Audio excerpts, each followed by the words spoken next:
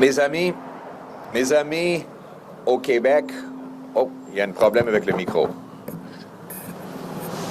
Je vais reculer un peu. Mes amis au Québec, aujourd'hui, ça coûte 2 $ le litre. C'est 30 % plus élevé qu'aux États-Unis. Ça n'a pas de bon sens. Les Québécois, les Canadiens payent trop pour l'essence aujourd'hui. La mission des conservateurs, c'est de rendre le Canada plus abordable chez nous, plus sécuritaire chez nous et plus fort chez nous. Tout le monde devrait pouvoir se déplacer et faire le plein à bas prix. On veut que les parents puissent faire un plein d'essence sans stress avant d'aller reconduire leurs enfants à l'aréna. On veut que les aînés puissent faire le plein pour aller visiter leurs petits-enfants. On veut que nos entrepreneurs, comme les entrepreneurs en construction, puissent aller bâtir des logements abordables dans leurs camions avec un prix de l'essence et de diesel abordable pour eux. Pendant les 10 dernières années, M. Carney a supporté toutes les politiques des libéraux qui ont gonflé le coût de la vie pour les Canadiens. Donc, après 10 ans des libéraux, le Canada n'est plus abordable. Le Canada est maintenant l'un des pays où le coût est le plus cher pour se loger et pour faire l'épicerie. Pendant la dernière élection, Mark Carney a promis qu'il allait faire volte-face et renverser toutes les positions et les politiques que lui et son parti avaient supportées pendant 10 longues années. Mais c'était une illusion. M. Carney a promis que le Canada allait avoir l'économie avec la croissance le plus élevée dans le G7. La réalité, c'est qu'on est la seule économie qui recule en PIB dans le G7. On a la pire inflation alimentaire dans le G7. Les familles les plus endettées dans le G7. Le coût du logement le plus élevé dans le G7 et le deuxième pire chômage dans le G7. Les grands discours et des séances de photos de M. Carney à l'international, ça ne fait pas baisser le prix de l'essence chez nous. Et ça ne vous permet pas de remplir votre panier d'épicerie ici, chez nous. Les grands discours ne sont qu'une illusion. Le prix élevé de l'essence et du panier d'épicerie, c'est la réalité. Chez nous. Depuis le mois dernier, le prix de l'essence a augmenté de 35 % partout au Canada. C'est vrai, cette hausse est liée aux guerres en Iran. Ça, c'est la cause récente dans le court terme. Mais la cause de cette augmentation de prix à long terme, c'est les taxes libérales chez nous. Regarde, vous pouvez voir la différence entre le prix moyen au Canada hier par rapport aux États-Unis, les deux mesurés dans les dollars canadiens. Donc, si c'était juste des effets mondiaux, on aurait le même prix aux États-Unis qu'au Canada.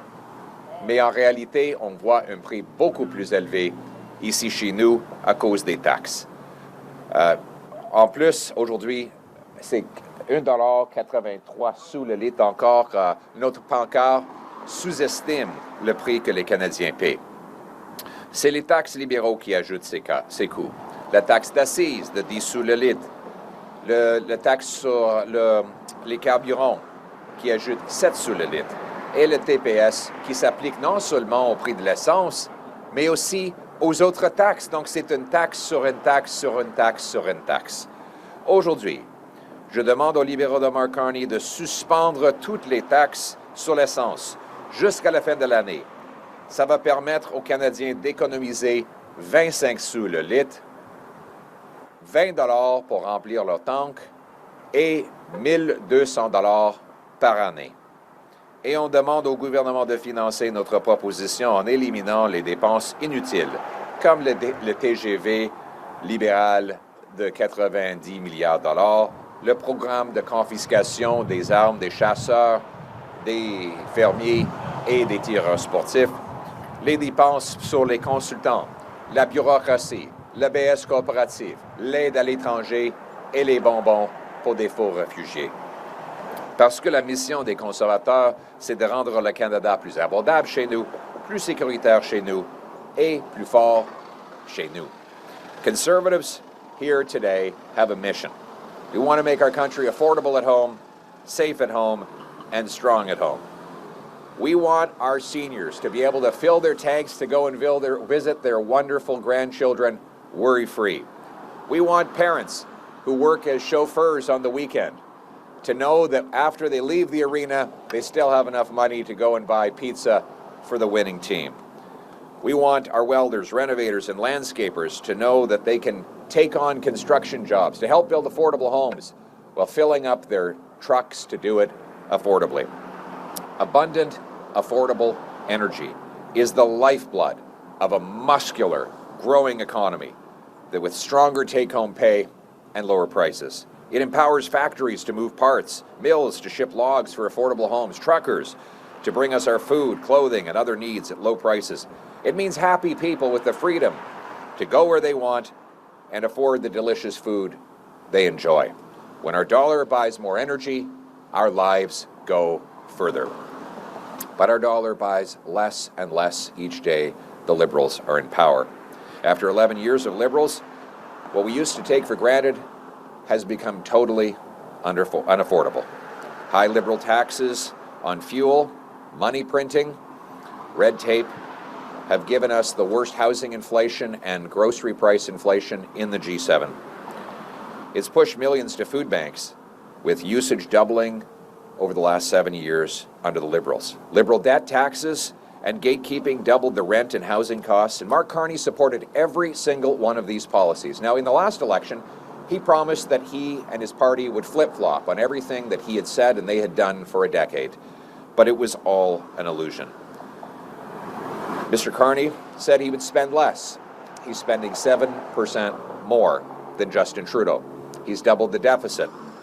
In fact, outside of COVID, government spending is now higher than at any time in 30 years, and Mr. Carney's deficit is the biggest in history. He said he would get rid of bureaucracy. In fact, he hasn't eliminated a single agency. He's added 12 new ones. He promised that Canada would have the fastest growing economy in the G7. He's given us the only shrinking economy in the G7. The highest household debt in the G7. The worst food price inflation in the G7. The worst housing costs in the G7. The second highest unemployment in the G7. Carney promised to be first. He delivered the worst.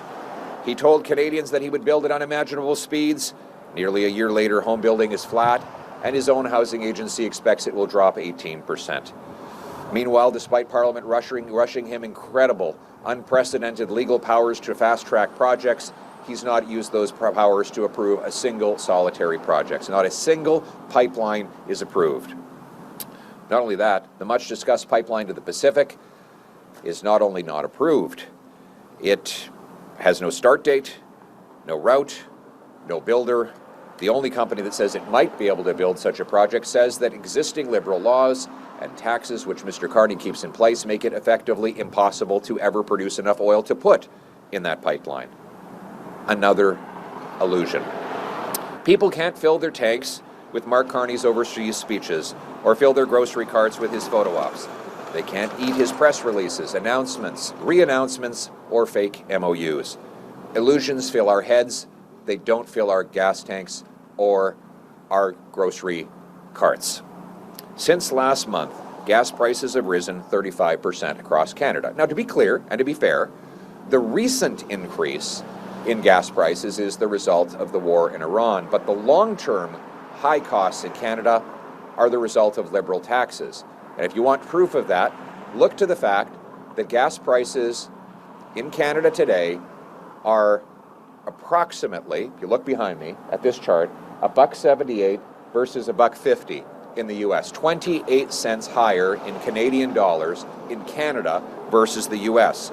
You cannot explain that through global factors alone. That is a result of high Liberal taxes and the weak dollar Mr. Carney has given us. Liberals tax Canadians again and again and again for fuel. There's the 10 cent a litre excise tax. Then there's the 7 cent a litre fuel standard tax. Then there is the GST, which actually collects more money for the government the more gas prices go up. And it is a tax not only on the fuel, but on the other taxes, a tax on a tax on a tax on a tax. Mark Carney did not get rid of the carbon tax. He renamed it. He called it the fuel standard. And this week, he told Canadians that he is closely following the rising gas prices. Mr. Carney, no more following. It's time to lead. Lead for affordable gas, groceries, and homes. That's why today I'm calling on the government to suspend all fuel taxes for the rest of the year. A policy that would save 25 cents a litre, about $20 a fill-up, and $1,200 for the average family of four between now and the end of the year. We call on the government to fund this zero tax on gas proposal by cutting wasteful spending, end the $90 billion Alto train disaster, cut back on consultants, bureaucracy, handouts to fake refugees, foreign aid, and bureaucracy. Get rid of the multi-billion-dollar gun grab that targets law-abiding hunters, farmers, and sports shooters. Think about it. Mark Carney has increased spending by $90 billion in 1 year. His increase in spending of $90 billion is net and above and beyond the spending that Trudeau had projected. For 1/20th of that cost, he could eliminate all taxes on fuel, something that would save $5.25 billion for Canadians across this country. Now, other countries have done it. Thank you. She wants her tax cut on gas. Good folks. Thank you. There's someone who wants to pay less for gas. And the Australians are. Look, Australia cut their excise tax, reducing the price by 26 cents. Spain cut their sales tax on gas, 30 cents a litre lower. Ireland cut its excise tax by 20 cents a litre and 20 cents for diesel, 15 cents for gasoline. While other countries are scrapping taxes on fuel and diesel, Carney is hiking the industrial carbon tax and the fuel standard tax. We need not only to do this to lower your cost at the pumps, but to lower everything else. If you got it, a truck brought it. Every single thing you buy has to be transported by truck and train using fuel. By cutting the fuel tax, you lower the cost of everything and make paychecks go further. Conservatives will lower the cost of government to lower the cost of living. We will live within our means, leave more in your pockets, and let you get ahead. We'll unblock our resources, greenlight major projects that are privately funded, and we'll deliver stronger take-home pay for Canadian workers, all to make Canada affordable at home, safe at home, and strong at home. Thank you very much. Thank you. We'll now take questions from reporters. Please identify yourself and your outlet. One question each, please. Good morning, Mr. Poilievre. Stephanie Taylor here with the National Post. When it comes to the Alto train project, why didn't your party try to stop this project and specifically the expropriation changes the government made in its Budget Implementation Act? Why didn't your party try to stop this when it had the chance to in Parliament? We oppose the $90 billion Alto rail project. We think that it's a waste of money. It's going to drive up the cost of living. Taxes are going to be higher. It will cost every family $8,000 in higher taxes for a project that they will not use. It will ruin communities, many of whom will see the train tear apart land, even though the local residents will not be able to use it, and because the stations are not anywhere close to where they live. So that is why we oppose it, and we've opposed it throughout. We've opposed these kinds of measures throughout the process, and we will continue to oppose it. If when I become Prime Minister, Conservatives will cancel this project and use the money to lower the cost of living, the inflation, the debt, and the taxes. Hi, I'm Aya Dufour with iPolitics. Initially, when the U.S. began its attacks on Iran, you were somewhat supportive of it. What's your position on the conflict today, given that, as you say, it's the primary reason why we're seeing fuel prices go up? Thank you very much. Mr. Carney supported the attack on Iran, and I agreed with him on that. We believe that the theocratic dictatorship in Iran cannot be allowed to get nuclear weapons, that it would be a risk to all of us, particularly if they had intercontinental ballistic missiles.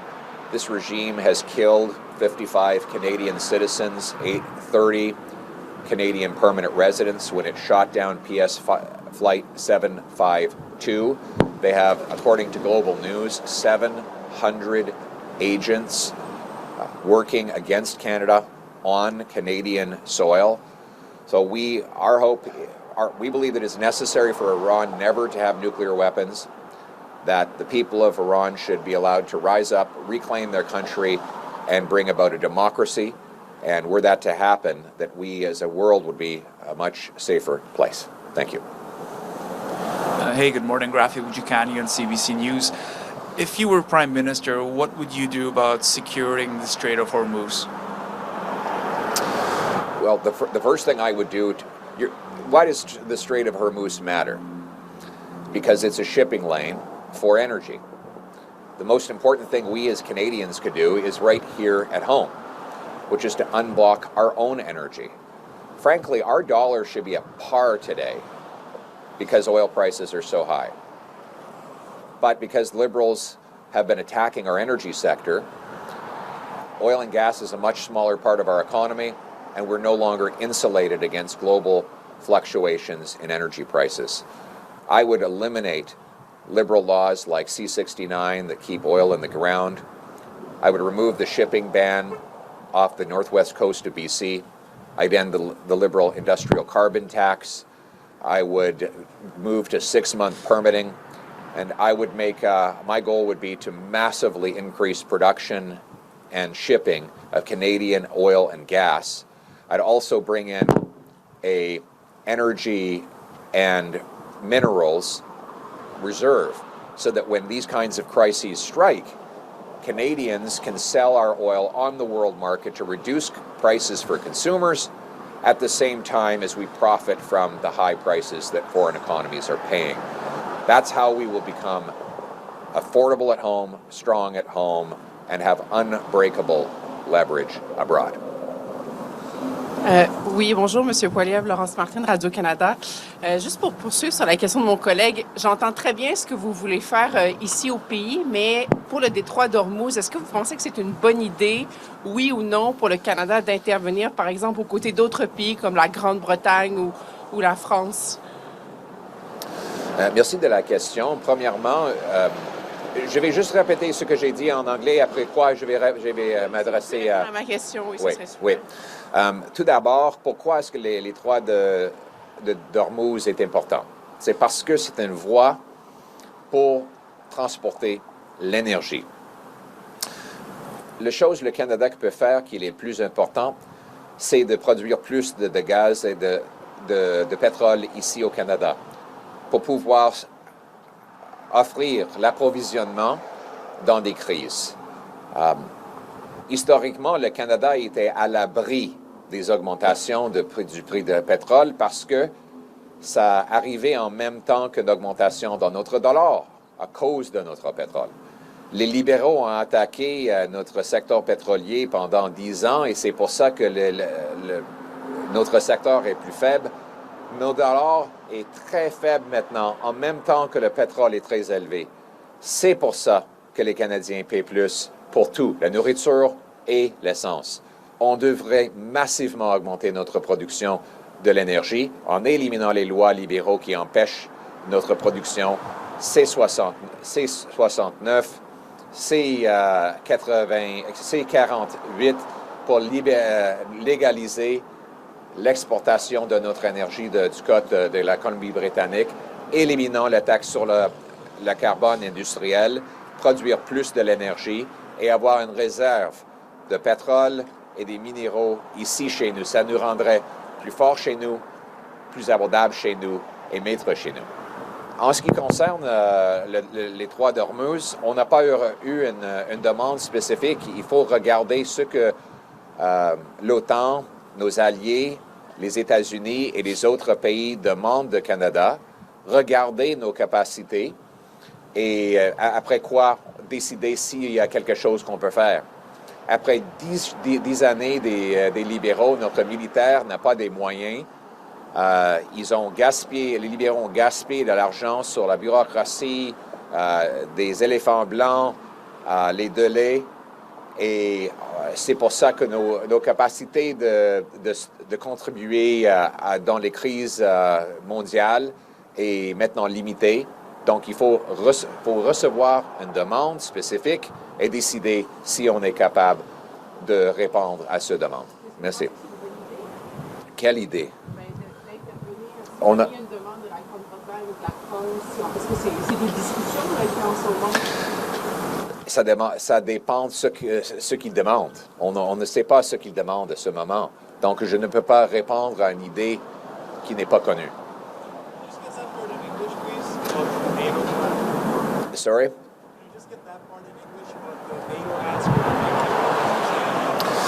So, we can't respond to a request that we haven't received. We need to know exactly what NATO, our allies, are asking for before we can determine whether we have the capability to provide it. After 10 years of Liberals mismanaging and weakening our military, our capacities to help in situations like this have been severely limited. So we have to find out what our allies are asking for and compare it with the abilities we have to deliver. Bonjour, Olivier Boissé de TVA. Je me demandais si dans cet élan sur les taxes sur l'essence, vous allez aussi jusqu'à demander au gouvernement du Québec de se retirer de la bourse du carbone. Oui, absolument. Évidemment, c'est un choix pour les Québécois, mais je suis 100% d'accord avec Éric Duhem qui veut éliminer la taxe carbone au Québec. Au Québec, ça coûte maintenant 2 $ le litre, en même temps qu'aux États-Unis, c'est l'équivalent de $1,50 dans les dollars canadiens. Ça n'a pas de bon sens. Les Québécois paient trop à la pompe. C'est pour ça que je propose d'éliminer toutes les taxes au niveau fédéral et j'encourage tous les politiciens au Québec d'éliminer la taxe carbone et permettre aux Québécois d'avoir un prix plus bas, pas seulement pour l'essence et le diesel, mais aussi pour les épiceries et les autres produits livrés par des camions. Good morning, Raisa Patel, the Toronto Star. You recently returned from a trip to the United States. What were you texting the Prime Minister about while you were there, and have you had any discussions with him since your return? So before I left, I informed the Prime Minister I was going, and I promised to keep him apprised of conversations I had with American business, politicians, and leaders to support our shared objective of defeating tariffs and restoring free trade in our continent. So as I had numerous meetings, I would send him short messages to let him know what findings I came away with. And I'm hoping that we're going to speak, I think it's today or tomorrow, we're supposed to speak on the phone, and I'm going to give him a greater update. When it's convenient for both of us, we'll sit down and I'll give him some information. But basically, we as Canadians have a common objective here. We want tariff-free trade with our biggest customer. We want to fight for Canadian jobs, Canadian consumers, and the Canadian economy. Hi there. Scarlett Grace with Rebel News. There was a tweet put out by your Shadow Minister for Immigration on Iran and asylum seekers, and I just wanted clarification if you believe that the Iranian people are net abusers of the asylum system, or if you were being more specific to people associated with the regime in Iran, the IRGC. Could you just clarify? No, the people of Iran are not the problem. We welcome Persian people to our country. We've been very blessed to have a very large Persian population come here. Almost all of them are fleeing from this dictatorial and repressive regime, and we're made stronger by that. We are very outraged, though, that IRGC terrorists have been able to get into our country because of the very poor screening that the Liberal government has applied. So you have, for example, according to Global News, wow, it's very loud, sorry. You have 700 IRGC officials on our streets Iranian Canadians are telling me they go to the gym and they see thugs from the Iranian regime who are working out there. They're living in mansions that they paid for using money they stole from the Iranian people. They're terrorizing people in Canada. The police have said that there's a homicide investigation now open because an Iranian human rights activist went missing in Canada. It's now being considered a potential homicide. So what I want to do is stop, especially now, we want to make sure that regime thugs do not come in through the weak liberal borders to harass Persians, Jews, and other Canadians. And what we should do is find every regime thug who's here as a visitor, and we should deport them from Canada to protect our wonderful Persian, Jewish, and overall Canadian populations. Thank you. Graham Richardson, CTV. Let's just assume they're not going to do this. They're not going to go to zero for 2026. A couple of questions. First of all, don't be so pessimistic. Well, Graham. you Come know, on. First of all, he's gotten so cynical over the years. What's the cost if they did that for the year 2026? If you could clarify that. And do you view this as like you mentioned the other countries that have done something? Is it success for you if they do something on one of the taxes? If it's unrealistic to say to go to zero? Thanks, Graham. The lower the better.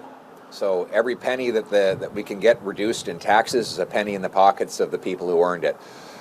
You asked about the cost. I like to describe it as a savings. It's $5.25 billion in savings for Canadians. Now, I've already identified some areas that I think we can use to pay for it. Let's get rid of the $90 billion Alto project. Let's get rid of the gun buyback that is targeting law-abiding farmers, hunters, and sports shooters. Mr. Carney's brought in $90 billion of net new spending measures above and beyond his promised savings and beyond what Trudeau was already spending. So what I'm saying is for basically 1/20th of that, he could eliminate all taxes on fuel. The problem is that the government is too rich and the people are too poor. It's time to have the government pinch its pennies so that Canadians don't have to. Thanks, Graham. We have time for one final question.